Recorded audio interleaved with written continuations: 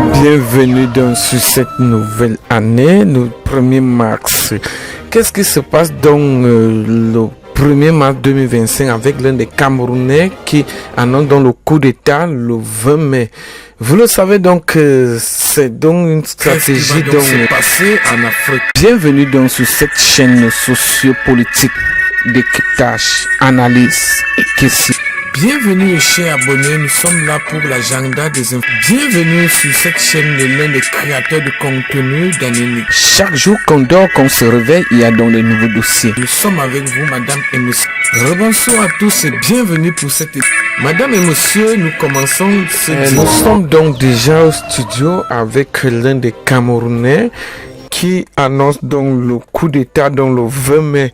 Patrick Nomade fait aussi son entrée au studio pour donc nous décrypter l'une des vidéos qu'il a donc annoncé ce jour.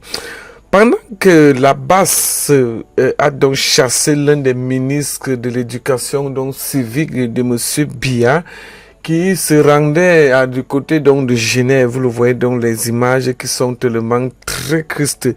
Alors nous allons donc prendre l'un des Camerounais qui annonce donc le coup d'État en cours pour que la date donc du 20 mai 2025. Qu'est-ce qui pourra donc se passer pour la déstabilisation de monsieur Biya pour que l'annonce de sa présidentielle de 2025. Les gars ne veulent donc plus que monsieur Biya puisse terminer le mandat en paix. Alors, bienvenue sur cette édition, bienvenue sur cette chaîne spéciale de l'un des créateurs de contenu. Cette chaîne est une chaîne d'actualité politique, sociopolitique plutôt.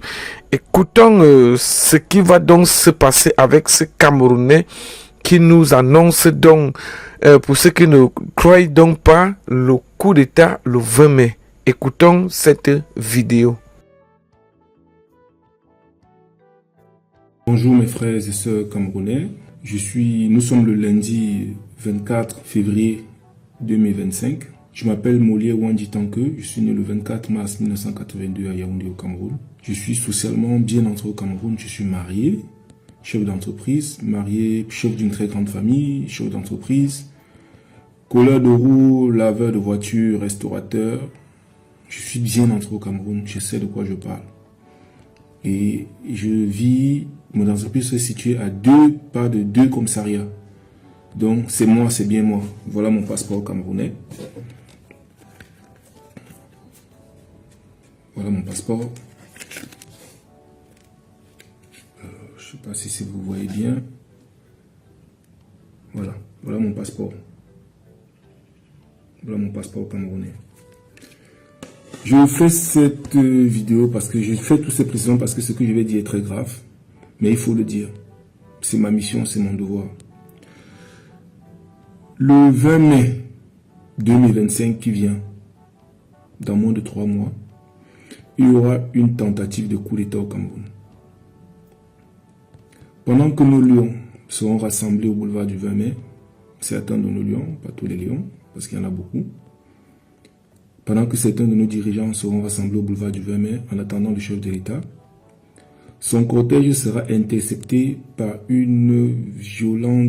sera intercepté sur la route du boulevard par une force de feu pas possible. On va tirer, ça sera terrible. Au même moment, dans des coins de la ville, les quartiers populaires de la ville, des brigands vont attaquer sans distinction les populations dans les carrefours. C'est bien sans distinction. Un peu comme les microbes font souvent à Douala. Ils vont attaquer les gens et ce sera comme ça, ça va créer un vent de panique parce que ça sera dans beaucoup de coins de la ville. Aux 4 coins de la ville, ça sera partout comme ça. Ce jour, dans l'arrière-pays, dans certains coins de l'arrière-pays, il y aura une sorte de vendetta tribaliste. Un peu comme ce qui s'est passé à Meyo la semaine dernière, où on a retrouvé un jeune égorgé. On ne sait pas qui l'a tué, on ne sait pas comment, mais ses frères ont décidé d'aller se venger sur les biens d'une autre communauté. Ça sera comme ça dans tout le pays, une espèce de guerre tribale. Je le dis Je le dis parce que j'aime mon pays. Et j'ai comme l'impression que tout est fait pour aller vers ça. Je suis convaincu que nos élites nous ont trahis, que nos élites sont préparées à ça. Ils ont fait des réserves chez eux. Ils ont tout ce qu'il faut pour tenir, même si ça doit durer, je ne sais pas combien de temps. Mais c'est nous qui allons mourir. C'est nous, le petit peuple, les petits gens, les jongleurs, les petits jongleurs de chaque jour, parce que moi-même, je suis un jongleur. C'est nous, les jongleurs, qui allons mourir. Nous, les petits gens, les laveurs de voitures, les petits sauveteurs, la petite braiseuse de poissons au quartier, nous tous là qui n'avons rien, qui vivons au quotidien, c'est nous qui allons mourir. C'est notre sang qu'on va verser ce jour. On va verser notre sang énormément. Nous allons mourir en grand nombre. C'est pourquoi je sors. Parce que c'est notre pays. Et je ne peux pas, le Seigneur ne peut pas me révéler les choses comme ça, je garde ça pour moi. Même si on me paye 100 millions, je vais prendre cet argent et je vais parler. Parce que c'est notre argent. Je le dis parce que je sais qu'il y a des jeunes comme moi qu'on a corrompus. Il y a des jeunes comme moi qui sont entrés dans ces choses qu'on a corrompues, on a donné de l'argent et qui ont un rôle à jouer là-dedans. Mais je vous dis, ne le faites pas. Parce que vous n'êtes que des pions. Ils se servent de vous. Ce sont des amis. C'est la même classe, c'est la même bande. Ils vont vous sacrifier d'une manière ou d'une autre. Vous allez nous tuer, vous allez tuer nos parents, vous allez tuer nos soeurs, vous allez tuer nos enfants, vous allez tuer vos soeurs, vous allez tuer les vôtres. Et après, ils vont vous tuer. Parce que rien ne va leur arriver. Ils ont l'argent, ils ont tout l'argent du pays bloqué chez eux. Donc, tout ce qu'ils vous ont donné, prenez cet argent, mais ne faites pas ce qu'ils vous ont dit. On a même besoin des rebonds de bois actuellement. C'est des rebonds de bois qu'on a besoin. Je dis bien, le 20 mai 2025, il y aura tentative de coup d'État au Cameroun et ça sera le bordel, ça sera le chaos. Un chaos indescriptible, inimaginable. Même les forces loyales du chef de l'État ne pourront pas contenir ça. Ça viendra de partout. Donc les seuls qui peuvent arrêter ça, c'est le peuple camerounais. En disant non à la guerre. En disant non à la guerre civile. En disant que nous voulons la paix. Parce que c'est la paix qui garantit l'avenir des petits gens. Des petits gens comme vous et moi.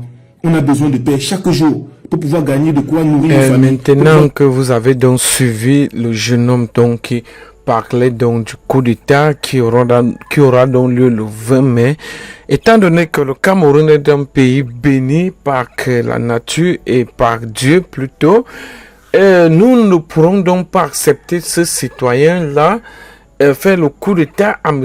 Biya. Rien que le 20 mai. Pourquoi il a donc choisi le 20 mai? Qu'est-ce qui se passe? Pourquoi les gars ne veulent donc pas que Biya puisse terminer le mandat? Maintenant, je suis donc dans ce studio avec l'homme qui sème la terreur en ce moment sur le palais. Il s'appelle donc l'ex-colonel de Monsieur Biya. Pour ceux qui le connaissent très bien, il a donc travaillé longtemps en 82 avec le patriarche Monsieur Biya qui a aujourd'hui 92 ans et que le peuple ne veut donc plus de lui. Je suis donc au studio pour donc faire son entrée. Il va donc nous expliquer, va donc nous décrypter qu'est-ce qui s'est donc réellement passé. Pourquoi ce Camerounais a donc utilisé l'une des méthodes techniques. Alors, que feront donc nos militaires, les meilleurs militaires de la cadre présidentielle de M. Biya ce 20 mai, étant donné donc que lorsque nous regardons donc la sécurité, elle est donc de taille. Je ne sais donc pas si quelqu'un où c'est possible de faire dans le coup d'État. Peut-être. Écoutons d'abord aussi l'un des analystes qui est derrière au studio, Noma Patrick. Il pourra donc nous faire toute une description. Il pourra donc nous décrypter et analyser les techniques de combat que notre compatriote citoyen camerounais veut donc utiliser. Il y a un compatriote qui était étonné. Hier après-midi, heure des États-Unis, qui m'avait laissé un message et j'ai rappelé de suite. Il m'a dit que moi, je ne m'attendais pas que tu m'appelles. Et je n'étais pas sûr que tu allais même lire mon message. Et j'ai répondu à ce compatriote en disant, c'est parce que tu ne sais pas ce que tu représentes sur cette terre, toi. Tu ne sais pas. Il y a deux choses que tu devrais savoir. Ce que tu représentes sur cette terre et le pays dans lequel tu te trouves et pourquoi tu te retrouves là-bas. Je suis aux États-Unis, ce n'est pas une promenade de santé. Je sais que je suis important aux yeux de Dieu. Et l'importance que je me donne, moi, je donne la même importance à mon frère qui est au Cameroun, à ma soeur qui est en France, à mon frère qui est en France, à mon compatriote qui est en Belgique, qui est en Allemagne, qui est en France. Vous savez pourquoi? Parce que le simple fait que nous soyons noirs à l'extérieur est un motif d'assassinat, est un motif de détestation, est un motif de haine, est un motif de jalousie. D'abord par les autres qui n'ont pas la même couleur que nous, mais ça s'accentue encore vis-à-vis de nous-mêmes. Donc quand quelqu'un m'appelle au téléphone et me laisse un message, je dois rappeler de suite. Pourquoi? Parce que je me dis qu'il est en danger. Parce que être hors de notre pays, nous sommes en guerre pour survivre, même plus pour vivre. Nous sommes en guerre pour la survie. Donc quand un compatriote m'appelle, je me dis, il est en danger. Il a besoin d'être écouté. Il est en danger. Il a besoin que quelqu'un lui parle. Il est en danger. Il a envie de se confier. Il est en danger. Il a envie d'une aide. Ce n'est pas toujours forcément pour les finances. Ce n'est pas forcément pour le matériel. C'est parce que on a envie d'être écouté par l'autre. Alors je lui ai dit que, vous savez, les Français et les Occidentaux, en général, ont copié quelque chose chez nous. Les assistantes sociales. Ce n'est pas français. Les assistantes sociales, c'est un comportement naturel chez les Africains. Chaque Africain, à la base, est un assistant social. Vous savez pas ça, n'est-ce pas? Les Français, les Occidentaux ont copié ça chez nous. Parce qu'à l'époque, chez nous, je vous parle de ça avant d'aller dans le vif du sujet pour lequel je vais vous entretenir ce matin. Il est très très important. Alors, à la base, chez nous, chaque Africain est un assistant social. Chaque Africaine est une assistante sociale. Parce que à la base chez nous, en Afrique, quand tu avais un problème, tu allais te confier à ta tante, avec laquelle tu t'entendais beaucoup. Tu allais te confier à un cousin. Tu allais te confier à la deuxième femme de ton père. Tu allais te confier à ton grand frère, à ton cousin, à ta cousine, à une amie de tes parents. Tu allais te confier chez eux. Voilà ce que j'ai fait à la maison. Avec mon père, ma mère m'a fait ceci, ma tante m'a fait ceci. Alors qu'est-ce que faisait la tante ou le parent que tu allais voir? Ce parent-là quittait et allait voir les parents, te laissait à la maison, allait parler aux parents. Vraiment, il y a ta fille qui est venue me voir, il y a ton neveu qui est venu me voir.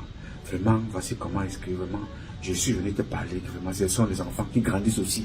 Plus ils prennent de l'âge en maturité, voilà, le comportement change. Essaye aussi un peu de modérer, s'il te plaît. Quand la tante ou l'oncle va parler à l'un de tes parents, il ne partira pas avec toi. Ce qu'il parlera avec les parents, il ne viendra pas te dire. Tu vois un peu? Et il viendra te chercher, il va te ramener à la maison. Et devant les parents, il va te parler autrement. Alors ici, à la maison, il faut apprendre que tu es chez les parents ici. Tu ne payes pas le loyer ici. Tu comprends? Ici, ce sont tes parents. Tu dois respecter les parents. Tu dois écouter ce que disent les parents.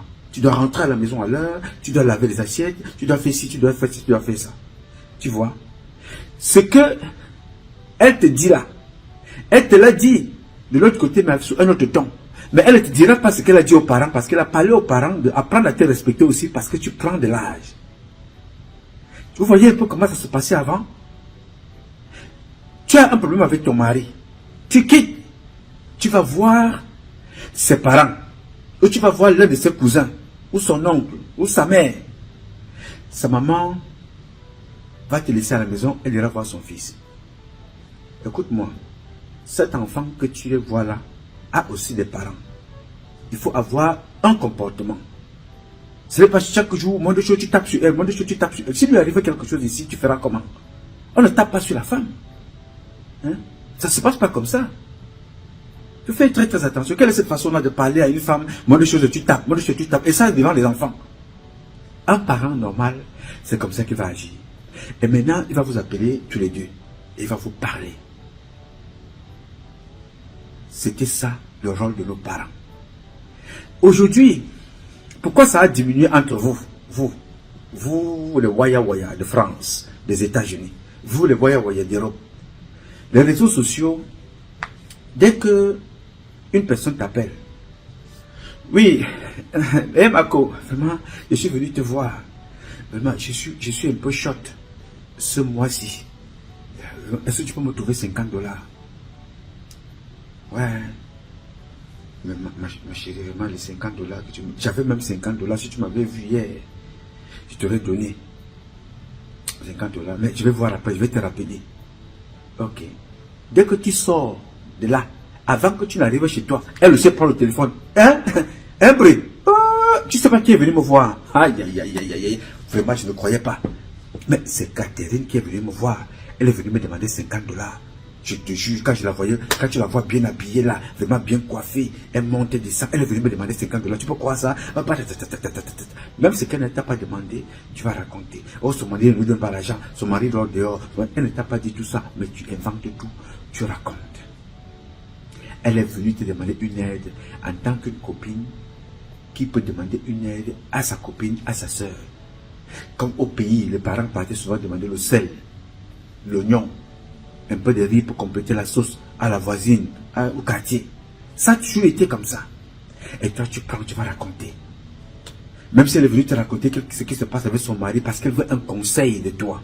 Elle ne t'a pas dit que deviens son clairon dans le village, dans le quartier, bien dans les réseaux sociaux. Et c'est devenu à la mode. Ce qui fait que tu ne peux plus te confier à un Camerounais, à une Camerounaise, à une Africaine, elle va aller tout raconter. Alors les assistantes sociales en France, une assistante sociale française ou occidentale, elles ont déjà des sujets préécrits. Quand tu vas la voir, c'est que tu as un problème avec les enfants. Quand tu vas la voir, c'est que tu as un problème avec ton mari. Quand tu vas la voir, c'est que tu as un problème de logement. Quand tu vas la voir, c'est que tu as un problème de divorce. Quand tu vas la voir, c'est que tu as un problème de papier. Tout ça est déjà préparé. Dès que tu viens la voir, elle va te mettre dans une case. Te mettre dans une case, tout ça, il y a déjà des trucs prédéfinis pour trouver des solutions. C'est au niveau étatique. Mais au niveau familial, c'était notre travail. C'était comme ça chez nous. Mais vous avez tout gâté avec le Congo-San, avec les mauvais comportements. Alors je disais donc à ce compatriote que quand j'appelle, et qu'on me rappelle, quand j'appelle, qu'on me laisse un message, je rappelle tout de suite. Mais c'est parce que je sais qui nous sommes, d'où nous venons et où nous sommes, le pays dans lequel on se trouve. Nous sommes aimés parce que nous sommes utiles. Nous ne sommes pas aimés par amour de Dieu, comme Dieu nous aime. Nous sommes aimés parce que tu joues dans une équipe nationale en France, on doit te prendre parce que dès qu'on a fini, on commence à t'insulter. Comme ça se fait avec Mbappé. Il n'est pas là parce qu'il est très bon seulement, il est là parce qu'il est utile et très bon. Quand on n'aura plus besoin de lui, on va l'insulter. Tous les Noirs de l'équipe de France sont sortis avec une histoire. Tous, sans exception. Insultés, humiliés, salis. Donc, c'est un comportement normal de ma part, que quand tu m'appelles, je rappelle, parce que je me dis toujours que quand tu m'appelles, tu es en danger, il faut que je t'écoute. Pas parce que je peux te résoudre, mais parce qu'il faut que je passe aussi le message quelque part, s'il faut qu'on alerte. Et si ça doit passer par moi, je dois le faire. Si je dois faire un geste, il faut que je le fasse. Si je dois aider, je dois aider. Mais ma première réaction et action, c'est d'abord de t'appeler et de t'écouter. Même si je vais te rappeler après, il faut d'abord que je t'appelle. C'est humain. Et c'est normal. Je voulais vous raconter cette petite histoire avant d'aller dans le vif du sujet. Alors, le vif du sujet ce jour, c'est que je voudrais partager avec vous une vidéo. Le coup d'État qui est prévu, d'après l'auteur de la vidéo, il n'a pas dit qu'il a vu ça dans un film. Il vous a décrit la situation de ce qui va se passer à Yaoundé. Il vous a expliqué en long et à large comment est-ce que ça va se passer. Ça va se passer dans le boulevard pendant que les lions sont en train d'attendre le président à la place du défilé. Le président sera attaqué, son cortège va être attaqué. Pas de tirs violents. Pas de tirs violents. Un commando va attaquer la voiture, le cortège du président de la République. Si je m'en tiens à ce qu'il nous dit dans son texte que je vais relire et que j'ai pris certains extraits et que je vais partager avec vous. Alors il dit que pendant que certains seront rassemblés au boulevard du 20 mai, le cortège du président sera attaqué, violemment attaqué. Il y aura des tirs pas possibles. Ce sont ces termes, des tirs pas possibles. Et au même moment que le président sera attaqué, dans un coin donc de la ville, des quartiers populaires de la ville, une des brigades qui va attaquer, vont attaquer la population dans les carrefours, non, sans distinction, comme le font à Douala les microbes. Il dit, ce jour, dans certains coins de l'arrière-pays, il y aura une sorte de vent d'état du tribalisme. Un peu comme ça s'est passé à Meyo la semaine dernière. Le jeune qui a été à Meyo la semaine dernière, vous avez suivi pas mal d'interventions à ce sujet-là. Je vous dis que Bacham est témoin parce qu'il a coupé ici, à ce nid-là. Il a donné 4 coups. Ici, jusqu'ici là. L'œil-ci était percé. Comme ça jusqu'ici. Il a donné ici, il a encore donné ici. Et Bacham avait 75 000 francs dans ses poches, à moi en demandant quinzaine. Il avait son téléphone Android dans la poche, a dit qu'il y en a. Son problème c'est de recueillir le sang. Et quand il avait tué Bacham, moi j'ai parlé que c'est l'homme qui a payé le bon Mikoussi ici là. Zao Oma. Nous sommes dans l'insécurité à me sentir. Voilà, monsieur Allo, je ne suis pas en train de mentir. Ce qui concerne me sentir au niveau de Moyo, je suis mieux formé parce que mon travail, c'est de venir à 7 heures, fermé à 20 heures. 7 heures, 20 heures. Donc, le monsieur est parti. On est allé chez lui. On est allé chez lui. On ne voit plus rien. Rien que un petit matelas comme ça là. Donc, en garçon, Azout Tobo m'a donné 16 ans. Il avait eu le temps, tout le temps de regarder comment les gens de me sentent sous, comment ils sont. Et de là. Bekarfo commandant, Benebonton. Ils sont là pour l'heure 2000. Je vous dis que nous sommes en sécurité à Moyo-Centre, à Borobam. À ceux qui n'ont malé Nina, devant Dieu et les hommes, je dis la vérité. Et lundi, j'étais à Yaoundé. J'ai voyagé avec son frère là. Moi, je ne savais pas qu'il voyageait aussi. Je suis venu là où il vend la tomate, celui qu'on allait tuer le jour l'avant-hier. Je suis venu, je lui demande que mon frère, ce qui est Bamoun, on me dit que l'homme qui marche avec la machette là, c'est votre frère. Est-ce que vous n'aviez pas signalé à sa famille qu'il est devenu fou? Il m'a dit qu'il était à Ebolova. Son fils travaille, il est mécanicien à Ebolova. Il est allé là-bas, dit à son fils que votre père est déjà fou. Son fils a répondu qu'il ne peut pas aller là-bas. Il va se rétablir dans 3-4 mois. J'ai demandé à Yacouba que 3 et 4 mois là, lui, il va rester avec qui? Avec le bon Mikous qui marche avec. On ne peut pas. Et je vous dis que ce n'est pas la première fois. On a d'abord tué un fou. Je l'ai accompagné ici parce qu'on disait que c'est la mairie qui s'occupe. Je me suis dit que s'il pourrit là, je suis conseiller, on va venir m'arrêter. J'ai appelé monsieur le maire, qui est un fou qu'on a tué dans la nuit ici là. Allez jeter dans le bosquet. Monsieur le maire, faites quelque chose pour qu'on le met là-bas. Parce que moi, je ne veux pas aller en prison. Monsieur le maire m'a dit que madame la conseillère, prenez une voiture, on va payer ici. Pour qu'on le mette à la mort. Je l'ai amené ici. C'était à 19h moins. On a tué mon neveu. Mon neveu bien. Benga Sanye va. Toujours avec la machette. Il y a un koum. Un koum et un koumoudoum. Benga Dina Ouyang. Yambo Gouayan. Un koumambo. Kikiri. Benga Zunya tu as me quitté. On a pu l'amener à Ekombité. C'est un type qui vivait avec nous. Il voyait comment les gens vivaient, machin. En 3 jours, il a tué 2 personnes. Bacham et le gars de Mofou. Vous connaissez les Anglais. Quand ils sont venus, c'était grave. Le sous-préfet n'avait plus moyen. C'est lui qui a fait appel ici. Le COCOM est venu. Le président du tribunal est venu. Le procureur est venu. Le préfet est venu. Tout le monde, même jusque-là. Et là où nous sommes là, les gars disent que dès qu'on va faire la levée là, on va, comme nous sommes chez Maître Ndiam, on attend la réponse de Maître Ndiam. Ils ont déjà fait appel à Ongba, celui qui recueille l'argent. Depuis là, j'ai demandé hier que Ongba, tu as suivi que quelqu'un est mort dans ton marché et tu ne viens pas à Kumoui. il n'est pas là. Je vous dis que nous sommes dans l'insécurité. Ah, président, vive gendarmerie, à ne venir à Nyomono, Bakala ne vont se mettre mais comme on a la woman de Moyo, je suis la seule qui ouvre la boutique à Moyo Centre. Est-ce que, oui, les innocents sont emballés, tout le monde est emballé. Ceux qui borbossent, maintenant borombo, ils ont dit qu'à signaler le feu. Est-ce qu'il agresse qui? Mboko Kare, gendarme na, commandant na, Mborni, Abele Fafo, Nyado na, est-ce qu'il dérange? Obera que Kareza a président. Bin en sécurité, on met Boulan, Yemabalo et Boma, et on loue des Pivana. Non. Le jeune a donc été, et certaines communautés se sont déplacées aussi, déportées, pour aller s'attaquer à d'autres communautés dans le quartier. Donc ce sera comme ça partout, dans tout le pays. Guerre tribale, une espèce de guerre tribale comme ça, à tout va dans le pays. Il dit, je le dis parce que j'aime mon pays. Il dit également que tout est fait pour que ça se passe comme ce qu'il raconte là.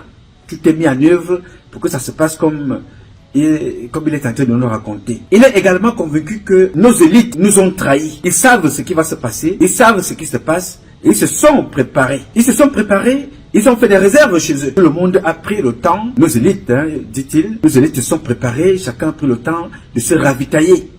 En tout, en attendant, ça va prendre le temps que ça va prendre, ça va durer le temps que ça va durer. Ils sont prêts parce qu'ils se sont préparés. Oui, et ils sont préparés. Mais ce sont nous, les petits gens, les jongleurs, comme il le dit, les vendeurs à la sauvette, ceux-là qui vont mourir. Les vendeurs à la sauvette, les petites personnes, les sauveteurs, c'est ceux-là qui vont mourir. Les laveurs de voitures, c'est ceux-là qui vont mourir. Il dit, c'est pour ça que je sors. Parce que notre pays, il dit, c'est pour ça que je sors. Parce que c'est notre pays. Le Seigneur ne peut pas me révéler les choses comme ça et je garde ça pour moi. Voilà. Donc, dans tout ce que vous avez entendu là, et dans tout ce que vous avez suivi, c'est le rêve. Le Seigneur est venu lui parler. La définition de ce qu'il dit, c'est pourquoi je sors. Parce que c'est notre pays. Le Seigneur ne peut pas me révéler les choses comme ça et je garde pour moi. Il dit, le Seigneur ne peut pas me révéler les choses comme ça et je garde ça pour moi.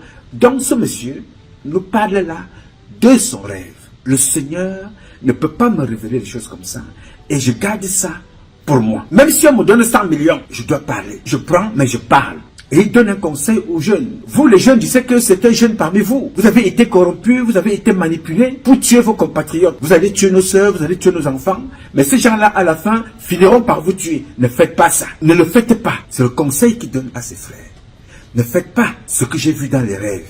J'ai vu que on a corrompu certains d'entre vous. J'ai vu qu'on a donné l'argent à certains d'entre vous. Prenez cet argent-là, mais faites plutôt le contraire. Ne tuez pas. Parce que si vous tuez, à la fin, après avoir rendu service à ces gens-là, ils vous tueront tous. C'est ce que ce compatriote nous dit. Il dit, même les forces loyales, les forces loyalistes du président ne pourront pas contenir ça. Ils ne pourront pas, parce que ça va être très violent. Mais les seuls qui peuvent changer la donne, c'est le peuple. C'est le peuple qui a le pouvoir de changer la donne. Alors, je voudrais ici, vous savez, chaque Camerounais, comme je le dis toujours, dans son domaine respectif, a vocation à apporter sa contribution pour un Cameroun nouveau dans notre pays. Je veux saluer le courage de ce garçon de venir dire ce qu'il est venu dire là. Ce n'est pas un rêve, ce n'est pas un rêve, c'est une réalité, frangin. Ce n'est pas un rêve, tu n'as pas rêvé, ce n'est pas un rêve. Le coup d'État a déjà eu lieu. Le coup d'État a déjà eu lieu, certains l'ont expliqué sous d'autres formes. Je vais t'amener ce compatriote qui avait expliqué le coup d'État au Cameroun. Et nous allons continuer par la suite. Écoute, frère, et j'invite aussi les autres à écouter parce que je réponds. Là, j'accompagne le propos de ce compatriote. Écoutez et regardez. Peu importe son état, tout le monde se limite. Le coup d'État a plusieurs phases. Le coup d'État politique a eu lieu quand on a réussi à couper le président Biya de la base du RDPC. Il ne contrôle plus rien au RDPC. Le deuxième coup d'État a eu lieu quand il a signé les hautes instructions. C'est ce que j'appelle le coup d'État administratif. Donc, à travers les hautes instructions, on peut vous faire gober tout ce qu'on veut et la République donne l'impression d'être debout et que le président agit. Pourquoi agir sur hautes instructions là où le peuple a besoin de vous voir et de sentir qu'ils sont gouvernés. Le coup d'État économique a eu lieu. Vous avez vu, le président Biya a hérité de près de 100 sociétés d'État. Toutes ont été mises en faillite par ses amis et toujours par le parti, le RDPC. Le coup d'État institutionnel. Vous voyez ce qui s'est passé à l'Assemblée nationale, où on a décidé de passer outre. Les tests disent que c'est le président de l'Assemblée nationale qui nomme le secrétaire général de l'Assemblée nationale. On lui a imposé un secrétaire général qui d'ailleurs est dans les couloirs du TCS pour détournement et autres. Donc il y a eu un coup d'État institutionnel. On a imposé un neveu du président pour avoir le contrôle de l'Assemblée, parce que Kava semble être un homme un peu rebelle sur les bords. Et au Sénat, une autre grosse institution, on a pris un légume, on a placé là-bas, Mavame Boutou, je ne sais pas, il doit avoir même 100 ans. Il est l'aîné du président, c'est l'oncle du président. Et vous voyez comment fonctionne cette institution. Et le dernier coup d'État qu'il vient de réussir, c'est l'humiliation de la justice. L'humiliation de la justice militaire, l'humiliation des militaires de haut rang. Quand on amène un monsieur comme le juge Sikati, assez de dire. Bien, vous avez donc écouté la définition, l'explication de ce compatriote qui explique de façon scientifique ce qui s'est passé. Mais en d'autres termes aussi, le coup d'État a eu lieu depuis, frère. Il a eu lieu et continue d'avoir lieu tous les jours. Les Camerounaises et les Camerounais sont tués. Je ne sais pas si ce compatriote sait qu'il y a une femme qui avait été, avant celui dont tu parles à Meyo, il y a une de nos compatriotes à Yafor qui avait été, elle était gardienne de prison. Ça s'est passé devant vous. Vous avez vu ça. Il y a nos compatriotes qui vivent ce que tu décris là, qui s'est passé à Meyo, qui le vivent tous les jours. Donc le coup d'État, depuis 1982, se passe tous les jours au Cameroun. On tue nos compatriotes, frères. On égorge les femmes au Cameroun. On viole en plein jour. On détruit nos valeurs éducationnelles. Moi, je vends mes fesses, c'est pour l'argent. Je ne vends pas mes fesses pour vendre. Je vends mes fesses, c'est pour mon argent. On lèche ma chatte, c'est pour mon argent. Hey! Vous voyez, quand tu parles des jeunes qu'on a pris à contribution, ils sont à contribution depuis. Vous avez vu toute cette semaine, les femmes ont marché nues, n'est-ce pas? Ce n'est pas aujourd'hui. Je vous ai montré des photos ici, des vidéos. Des jeunes filles, belles comme la lune. Elle est belle comme la prostituée qui a fait aussi un enfant avec un Ramos au Cameroun. Belle comme ça. Mais là, voilà l'une des filles qu'on a transformées dans la société camerounaise, dans ce comportement-là. Là, voilà nue, en route.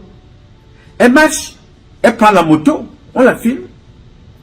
Après, quand elle va arriver chez elle à la maison, après cette action-là, vous avez vu que certains de ses parents sont venus expliquer, essayer de défendre ce comportement. N'est-ce pas? Bon, ça n'a pas empêché que hier soir, hier matin, toute la journée, vous ayez des vidéos d'une autre dans la poubelle, complètement déshabillée. Elle prend sa perruque, elle se nettoie les parties intimes, elle enlève le soutien devant dans une poubelle, devant tout le monde. Elle n'est pas folle. Non, ce sont des conditions. Parce qu'une folle, quand on la voit, on sait. Mais celle-là, elle n'est pas folle. Ce sont des conditions. Donc, c'est un coup d'État contre nos valeurs éducationnelles, contre nos valeurs traditionnelles, contre nos valeurs culturelles. C'est un coup d'État, frère, qui a été fait depuis dans les réseaux sociaux. Vous les voyez avec les influenceurs. Quand vous regardez la mort de Cabral Nandip.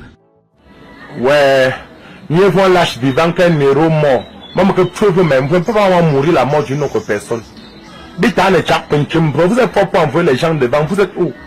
Nga, en effet, quand on zang, même moi manger mes côtelettes de porc, manger mon œuf rouge dans le nyamton, je reste moi à l'aise. À la ou badé, le pays est bio. Le Cameroun donne. Nous, on boit le vin au solon dehors, zang, nyam, tout. Moi, aller faire la guerre. Nous tous on a peur, nous tous on gueule ses mains. On sort les armes là, chacun crée en bas du lit, nous on a peur de la mort. Freestyle, à la ou badé, le pays est doux, le Cameroun est doux. Nous on gueule seulement, nous on a peur. Hein? Mieux vaut nous on vit nous en paix. Mieux vaut, je suis mal lâche, mais je vis quand même. J'ai les femmes, j'ai le vin, j'ai la bière, la nourriture. Kuba c'était Kuba, à la ou badé, freestyle. identité. Avant de dire des choses qui détruisent l'image de votre pays, il faut faire attention. Soyez influenceurs pour rester dans l'histoire, être célébrés comme Yamdong. Voilà les ministres qui sont sortis. Le chef de l'État s'en inquiète.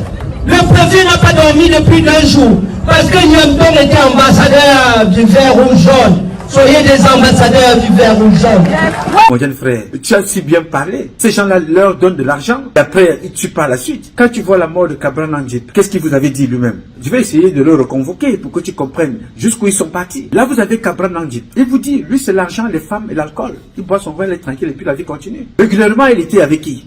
Régulièrement, il était avec Célestine Ketcha. L'une des personnes dont tu dis aux gens, ces gens-là vont leur donner de l'argent. Tu décris, ce n'est pas un rêve, frère. Dieu est certainement venu te parler, mais en réel, ce qu'on appelle une vie devenue réalité. Parce que la vie de tout être humain est d'abord un rêve. Il faut rêver ta vie et bats-toi pour qu'elle revienne réalité. Mais la nôtre est une réalité tragique. Oui, frère, c'est une réalité tragique. Après Cabral Nandjip, tu as vu toutes celles de ceux qui ont suivi. Quand tu parles des jeunes qu'on a corrompus avec l'argent, les Madame Cooper sont passées, les comédiens sont passés, les jeunes ont été liquidés. Dès qu'on finit de t'utiliser, on te liquide. Regardez celle qu'on a envoyée faire pipi dans le coq en plein jour. On a fini avec elle, on a demandé de l'exposer. C'est ce qu'on leur a demandé de faire. Ils ont essayé ça avec moi, j'ai dit non. C'est pour ça qu'ils essayent d'envoyer celles qu'on a fini d'utiliser et on veut les exposer. Oui, frangin, ton rêve est réel parce que c'est une réalité que tu vis au quotidien. Mais quand tu dors, cette réalité-là te revient. C'est une réalité quotidienne. Ils s'entretuent entre eux. Les ministres sont assassinés. Doudou Ndoké est assassiné. Les préfets sont assassinés. Comme vous avez vu, le préfet Lundu assassiné. Les préfets sont assassinés. D'autres enlevés, comme vous avez vu avec le préfet Roland Ewane. Ça se passe là devant vous. Donc ce que tu es en train de décrire, c'est au quotidien. Ce n'est pas un rêve. Ton rêve est réalité. Le président lui-même, quand tu dis qu'il a été attaqué, quand tu vois les ministres s'insulter, se critiquer, tu as vu sur les plateaux Mbargangele. Qui est Mbargangele? C'est un monsieur qui est là depuis près de 60 ans, lui aussi. Dès qu'il met en place un gouvernement, dans les 48 heures qui suivent, il réunit le conseil des ministres au palais de l'unité pour rappeler les orientations qu'il entend donner aux membres du gouvernement nouvellement mis en place pour suivre et exécuter les directives en vigueur qu'il a déjà données. Mais que faisons-nous? J'ai été jeudi au sud-ouest, à Moutenguene, entre Yaoundé et Moutenguene. Ça a été un calvaire pour circuler. Je n'avais jamais vécu cette situation auparavant. Pourquoi? Le président a donné des orientations, a donné des instructions. Il y a des membres du gouvernement en place. Que faisons-nous pour le développement de notre pays? Quand tu regardes ce qui se passe avec les militaires sont impliqués dans les braquages. On a braqué un homme d'affaires là-bas à l'est du Cameroun. Un homme d'affaires de l'ouest a été braqué là-bas à l'est du Cameroun. On vous fait comprendre que les militaires qui l'ont braqué sont les militaires de la sécurité militaire, envoyés par certains officiers supérieurs. Ça se passe au Cameroun. Le coup d'État est déjà là. À partir du moment où vous apprenez que des responsables d'État sont impliqués dans un assassinat de Martinez Zogo, quels sont ceux qui sont impliqués, mon jeune frère? Mais on te parle du patron du renseignement camerounais, Maxime Koueko. On te parle des officiers supérieurs, Justin Darwin. On te parle des hommes d'affaires qui sont impliqués, Amoko Belinga, à tort ou à raison, qui sont impliqués. La situation est grave. Donc ce que tu décris est déjà en action, est déjà acté, en train d'être réalisé. Des gens qui violent leurs propres enfants. Le docteur Pechoko. Le coup d'État est là. Des gens qui tuent leurs propres enfants. Pour des postes, pour des responsabilités. Vous avez suivi l'affaire du docteur Njolo, qui a livré son propre fils devant tout le monde. Je dis toujours ici ce qui m'est donné comme information, parce qu'ici c'est une plateforme. Je ne connais pas le docteur Njolo. Je ne le connais pas. Ça va retrouver ici. J'ai partagé avec vous un enfant qui était là tranquillement, Et finalement, il est assassiné comme ça. Le docteur Ndiolo, un jeune et beau garçon intelligent, parce que son père a rejoint des cercles compliqués. Après le docteur Ndiolo, vous avez suivi ceux qui ont suivi. On a retrouvé un préfet ou un sous-préfet avec la balle dans la tête, mort chez lui. Après ça, vous avez appris qu'il y a un autre là, le directeur, une même société. On dit que le directeur est mort. Quelques jours après, le sous-directeur, le directeur adjoint meurt aussi. Tout ça, c'est grave ce que vous êtes en train de raconter, frère. C'est très grave. On vole les corps dans des hôpitaux. Vole les cadavres dans des hôpitaux. Est-ce que c'est nouveau? Ondondon, aujourd'hui en prison. Dans les rapports de police, pour une affaire qui n'avait rien à voir, le chez lui avait été perquisitionné.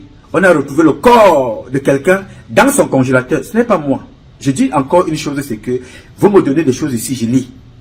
Ce n'est pas moi qui le dis. Il est en prison. On dit pour une autre histoire qui n'avait rien à voir, il s'est retrouvé avec un cadavre tout entier dans sa maison. Ce n'est pas aujourd'hui donc le coup d'État. Les Camerounais vivent le coup d'État depuis 1982. L'enfant d'un président de la République vient vous dire en plein jour, je suis une prostituée. Je sors de l'hôtel la nuit pour aller chercher des clients. Je prends le chauffeur, je prends le garde du corps, je vais avec eux. Je n'ai pas la chance avec les hommes. Maintenant, je vais avec les femmes. Si tu veux sortir avec moi, tu me donnes 20 000 euros. Oui, monsieur, elle vous le dit là. Comme disaient certains internautes, ho-ha. Donc le coup d'État est déjà là. Le coup d'État est là, mon frère. Où une femme accouche des enfants, 3 enfants. Écoute bien l'histoire, 3 enfants. Il n'y a pas de couveuse. On met les 3 enfants dans un carton. Parce qu'il faut changer d'hôpital. Les enfants meurent. C'est déjà grave. Mais plus grave, les heures qui suivent, le président de ce pays-là, dont tu parles d'être attaqué, c'est pas même attaqué à tout moment, vraiment, ce serait une très bonne chose. Le président de ce pays, qui a appris que les enfants sont morts, et son épouse ont appris, elle aussi l'a appris, que les enfants sont morts dans un carton. Tu sais ce qu'ils ont fait le lendemain? Ils ont fait signer un document qui demande qu'on donne 1,8 milliard et poussière à un entraîneur qui a été sanctionné au Cameroun. Ou c'est constationné, ou c'est constatué, on ne sait pas comment on appelle le nom de ce type-là. 1,8 milliard ont été signés avant ou après la mort de ces 3 enfants. On ne signe pas pour acheter des couveuses. On donne l'argent à quelqu'un en Europe. C'est grave, n'est-ce pas? Le coup d'État a eu lieu depuis. Il n'y a pas que ce que je te dis là. Les détournements sont énormes.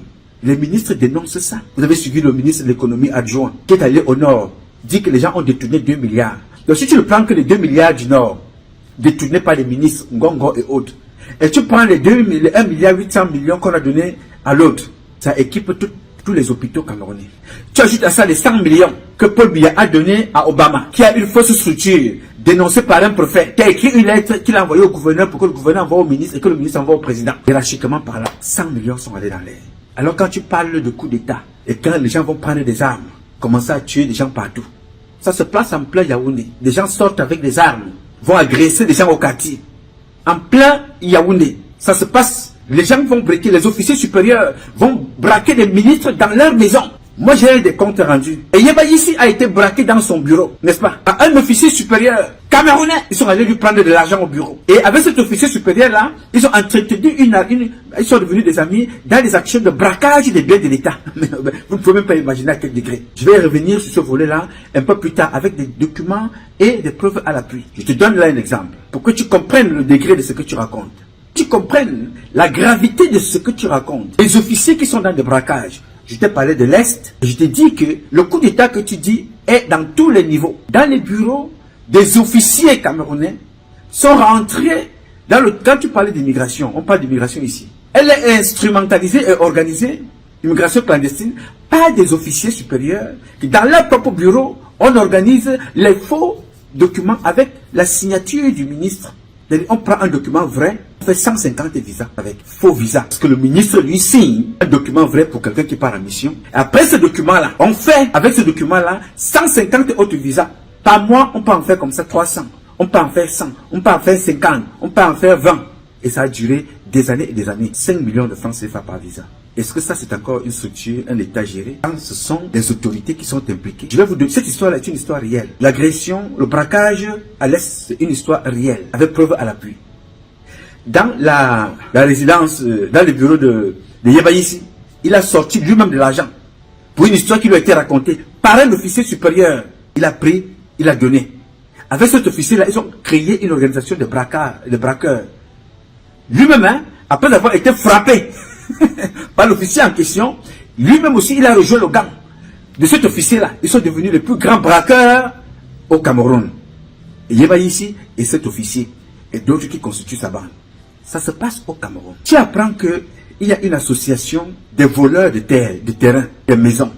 Ils viennent, ils observent ton terrain, ils prennent des références, ils vont dans le bureau de Yebaïsi avec sa bande de cabinets extérieurs, un peu partout. Ils fabriquent des faux documents.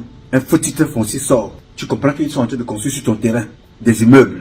Vous avez vu ça à Douala? Le footballeur camerounais de Lyon Indomptable a été victime. C'est Laurent Essou qui a arrangé l'affaire pour qu'on ne parle pas de Yebaïsi dans les journaux. Un joueur de l'équipe nationale du Cameroun. Et Yebaïsi a frappé ce gars-là de beaucoup de millions. C'est Laurent Essou qui lui a dit non, remets l'argent rapidement. Remets ça rapidement. Et Yébé a donné. La situation est grave dans des hôpitaux. Et on a complètement substitué nos valeurs au point où il faut tuer ton enfant pour que tu puisses évoluer. Il faut donner le corps, il faut donner la vie de ton enfant. Il faut donner ta femme, il faut donner ton fils. Le coup d'État est là depuis. Regarde, quand tu parles des jeunes, regardez ce qui se passe aujourd'hui avec vous. Regardez ce qui se passe aujourd'hui avec vous. Tout est frélaté, des boissons empoisonnées. On fabrique tout au Cameroun. Il y a des beignets caca, n'est-ce pas? Il y a le coq aux urines. On injecte le formol à l'intérieur. On injecte des bananes. Comme on peut t'injecter, toi l'humain, on injecte les bananes, on injecte le formol, on injecte les avocats, on injecte tout au Cameroun, n'est-ce pas? Et le ministre du Commerce est là. Il empoisonne le peuple camerounais. Tous les jours, on regarde. Et les mêmes sont toujours là. On serait dans Ayobayop, Ayobayop et Ayobayop. Et on vous envoie, quand tu parles du tribalisme, frère, dans ton document, mais ce n'est pas un rêve que tu nous racontes, là. C'est la réalité que tu vis au quotidien que tu nous racontes. Ce n'est pas un rêve, frère. Je salue à deux mains ton courage. Je te salue à deux mains. Je me mets au garde-vous. C'est ta vie que tu racontes. C'est notre vie que tu racontes. C'est la vie du Cameroun que tu racontes. Et tu as pris le courage de monter ton passeport, de monter où tu es. Ce n'est pas un rêve. Aussi, c'est un rêve. Ce rêve-là est réalité même avant de devenir rêve. Parce que tu dors la nuit, tu revis ce que tu vis dans la journée. Nous sommes dans un pays qui offre la mort. Le Cameroun, le pays qui offre la mort. C'est ça. Tous les budgets sont volés. Tous les ministres presque sont des voleurs. Tous les citoyens sont impliqués, sont appelés à contribution. Et toutes celles de ceux qui tentent de parler deviennent comme ce que disait Jean-Bruno Tailly. C'est-à-dire que vous souffrez, mais ceux qui décident de dénoncer votre souffrance, on vous envoie s'attaquer à ces personnes-là. Oui, mais c'est ce que Jean-Bruno Tailly avait dénoncé. Donc, tu es dans la même lignée de ceux qui ont pris leur courage de venir s'exposer sans citer le nom de personne. Mais tu as dit et décrit toute la situation du Cameroun. Avant que tu n'écrives ce document, quand tu parlais de guerre tribale, tu as vu ce qui s'est passé à Fouman. Est-ce que tu as suivi ce qui s'était passé à Fouman? Tu as suivi ce qui s'était passé avec les Arabes Choua, les Morolo et nos frères du Grand Nord? Personne ne fait rien. Tu as vu ce qui se passe à l'est du Cameroun, les incursions avec les anti-Baraka et les Baraka. Non, personne ne gère rien. Tu vois ce qui se passe dans le Nozo. Les armes sont vendues là-bas, sont vendues par les autorités. Et même quand les autorités savent et reconnaissent, que font-ils pour dédommager, pour apaiser les familles? Rien. C'est organisé. Donc ton coup d'État que tu as eu en rêve est un coup d'État réel. Parce que c'est un rêve qui est devenu réalité. Ils ont tout tué et ils continuent. Dans tous les domaines. Et ils ne vont pas chercher loin. Ils prennent les militaires. Ils envoient en contribution. Et on les tue par la suite. Voici Serge Étoile, le monsieur que tu vois là, frère. Il était lieutenant. Il a livré sa femme que tu vois là. La belle femme que tu vois là. Morte. Après, il devait suivre son fils. Quand il a posé des questions, on l'a pris lui-même. Et toi, on a pris sa vie. Et on a pris celle de son petit-fils, son propre fils que tu vois là. Le beau garçon que tu vois là. Et quand l'enfant là est mort, on a pris sa grand-mère, qui était la mère du lieutenant qui a vendu toute sa famille. Toute une famille a été décimée par le système là. Par le président que tu vois, qu'il était en train d'être attaqué. Son cortège était en train d'être attaqué. Il a été tué. Toute la famille a été tuée. Il ne sera pas le premier. Jean-Louis Mabenga, un lieutenant, tué par un autre lieutenant appelé Mbia. Son camarade lieutenant, Mbia, a tué Jean-Louis Mabenga. Enquête classée sans suite.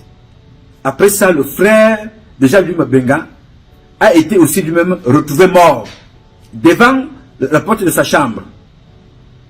ses parents accusent la femme de Ngongo Ferdinand et Ngongo Ferdinand. Pourquoi est-ce que nous pouvons considérer que c'est vrai cette affaire? Parce que dans la maison de Ngongo Ferdinand, on a retrouvé le corps d'un jeune garçon de 24 ans. Enquête classée sans suite. Alors, si ce n'est pas un coup d'État dans nos valeurs, qu'est-ce que ça peut être? Ici, aux États-Unis, tu tues quelqu'un, on viendra d'abord t'arrêter et l'enquête va suivre son cours. Si tu veux sortir, il faut une caution pour que tu sortes. Maintenant, pendant ce temps, l'enquête suit son cours.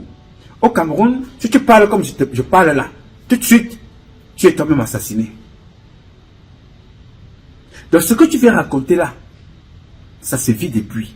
Le tribalisme se vit depuis. Peut-être que tu es au courant ou tu n'es pas au courant, mais je te le rappelle ici, en saluant ta sortie. Mais Sanga Nyamdjing vous a décrit ça. Il vous a montré le tribalisme dans les institutions. Je vous ai démontré ça ici. Depuis le Cameroun, il y a 32 ans. Je vous dis que moi qui suis un bêtis à 100%, voilà comment ça fonctionne dans l'armée. Voilà comment ça fonctionne dans la diplomatie. Voilà comment ça fonctionne dans la police. Voilà comment ça fonctionne dans la gendarmerie. À la douane. Ce sont mes parents bêtis, un peu partout à poste de responsabilité. Mais pour quel résultat? Pour ramener le résultat là, le tribalisme. Donc tu prends là un exemple. C'est comme ça dans tout le Cameroun et depuis. Pourquoi? Me poseras-tu la question? Parce que nous avons un président incompétent. Tout ce qu'il fait, c'est pour son intérêt personnel, ce n'est pas pour l'intérêt du peuple. Dans tous les débats que tu vas voir dans les télévisions, le tribalisme a fait ceci, Libby Lobé a dit ceci, Célestin Djamel a dit ceci. Donc tout ça, c'est la distraction. Parce que ce que Libby Lobé dit n'est pas faux. Ça date depuis très longtemps. Et Libby Lobé n'est pas le premier à dire ça. Parce que le monsieur qu'on appelle Abel Zongam, il vous a certifié ça dans une vidéo que j'ai publiée. Il dit que nous avons donné le poste à tel, et nous lui avons dit de nommer rien que les bassards. Chez nous, dans notre village, ce n'est pas un Bamileke de mon village, on jette dans l'eau.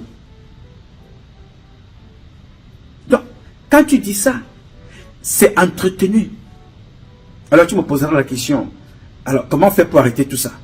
Oui, pour arrêter tout ça, il faut passer par un coup d'État populaire, c'est-à-dire une révolution populaire. Oui, c'est ce coup d'État-là que tu es en train de voir.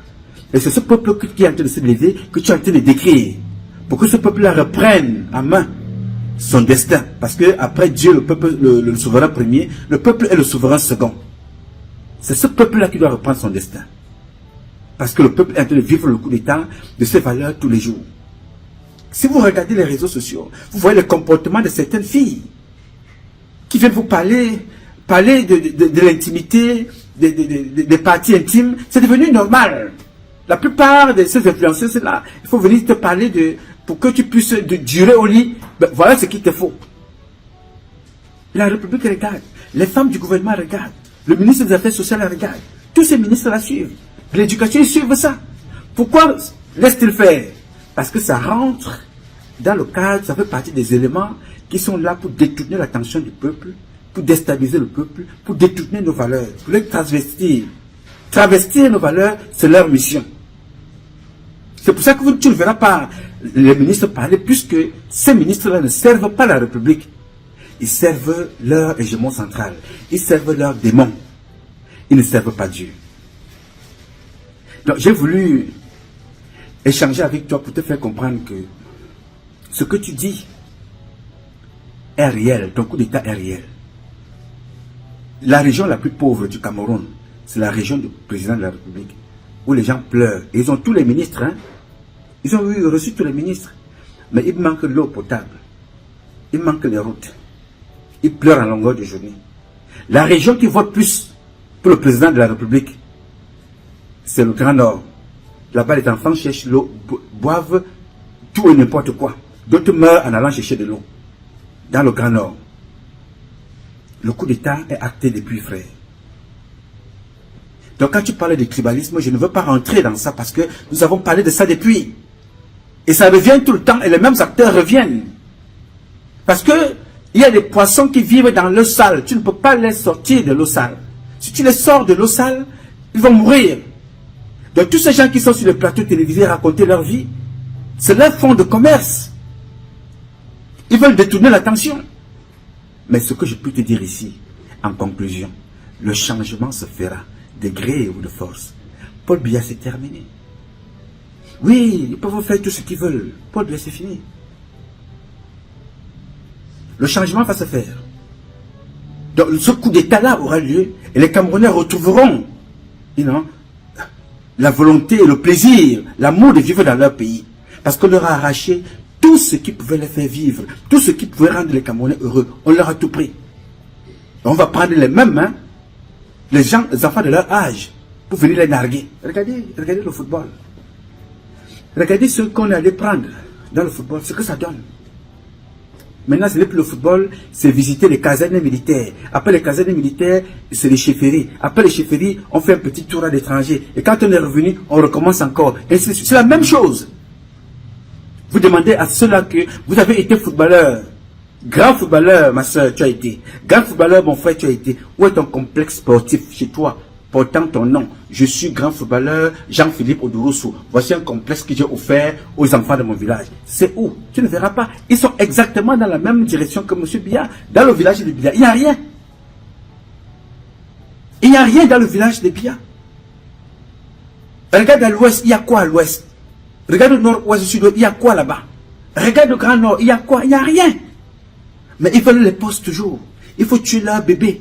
Il faut tuer leurs enfants. Il faut tuer leurs épouses. Il faut se faire sodomiser pour avancer.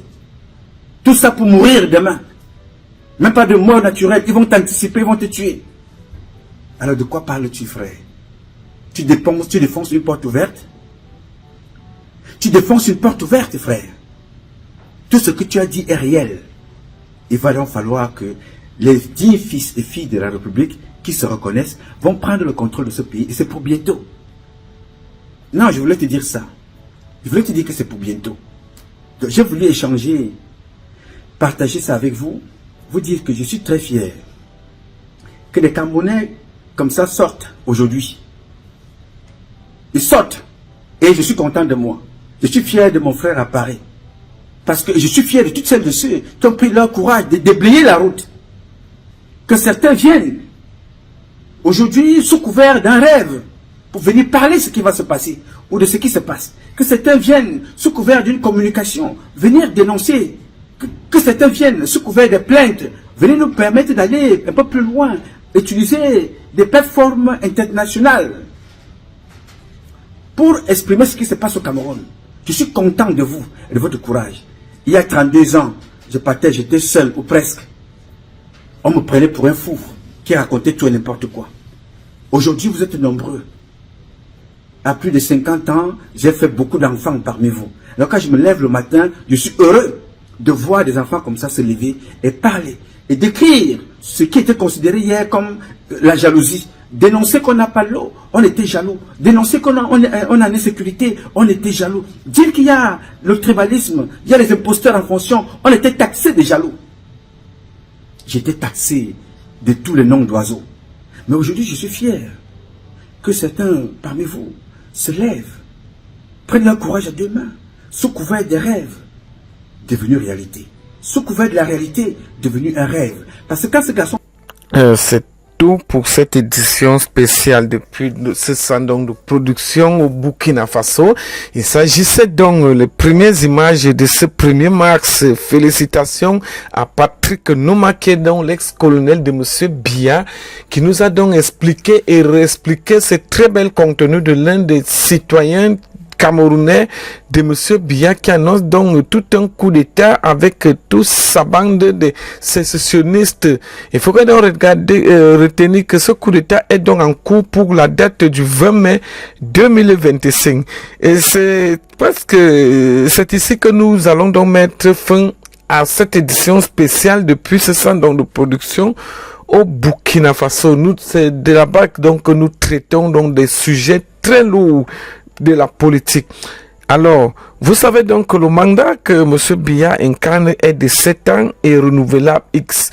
Alors, lorsqu'il prend donc le pouvoir, mes amis, la constitution a donc été modifiée et il a donc accumulé les fonctions. Ce qui énerve donc le peuple camerounais, c'est parce que l'âge est déjà arrivé.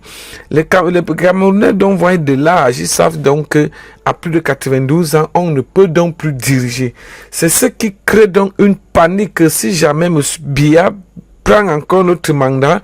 Comment le Cameroun sera, à quoi le Cameroun va donc ressembler?